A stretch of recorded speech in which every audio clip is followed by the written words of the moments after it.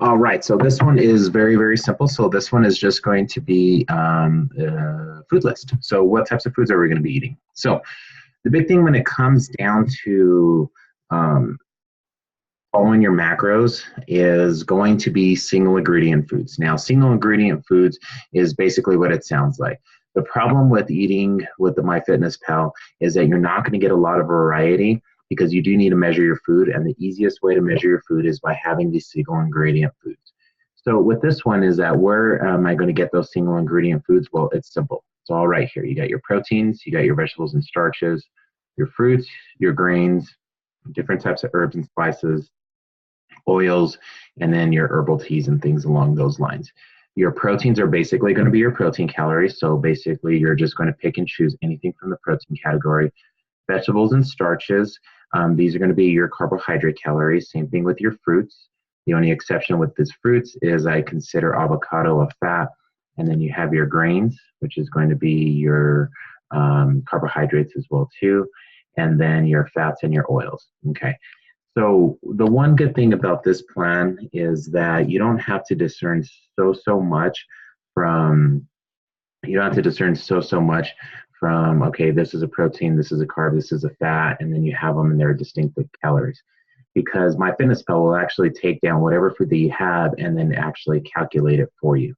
And the good thing about it as well too is that if you have these foods on a consistent basis, it's going to keep track of those foods on a consistent basis for you.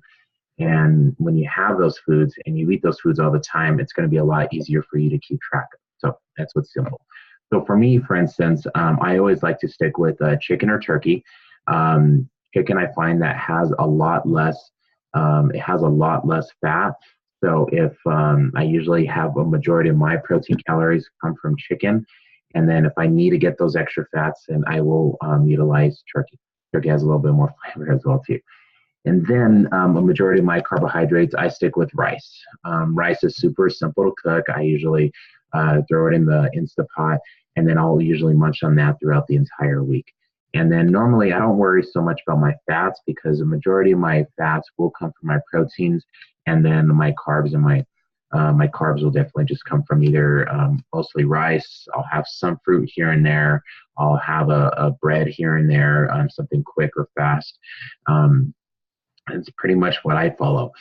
When it comes down to vegetables, a lot of them, I don't really keep track so much of vegetables because they don't have that much nutrients in them or that much calories, excuse me. They have tons of nutrients in them, but they don't have that much calories in them. But if you really want to keep track of it, I'm not too concerned. I mean, I've never heard of someone eating so much carrots that they're gaining weight on that, or so much cabbage or anything along those lines. Typically, it's other types of foods, and for you to get 1,800 calories in cabbage, you're eating quite a bit of cabbage or eating quite a bit of carrots and stuff. So I'm not too concerned with that. But I want you to try to utilize this type of food list because this food list is actually given to me and by another nutritionist. And this nutritionist discerned all the allergenic foods and went through a lot of research to figure out a majority of the foods that have been known not to show any type of allergies.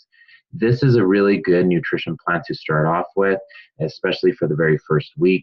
And then what we like to do is if you started this and you're feeling really good, then we could add in some other types of foods.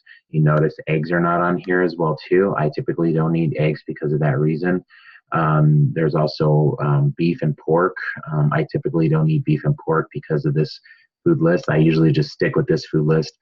But what I would suggest for you, if you don't want to be that strict, is start off with this food list and then for about an entire week, and then add in one of those foods that you do like, making sure that it's still healthy and still within your caloric means, and then see how your body feels. I know when I introduce pork, or anytime that I have pork, it just makes my energy levels crash. So I know pork is just not something that I should be having. So utilize it, pay attention to how your body feels. This is the food list that we're going to be offering. And I'll go into more how to measure things and stuff like that later in a video. But utilize this food list. If you have any questions, just let us know.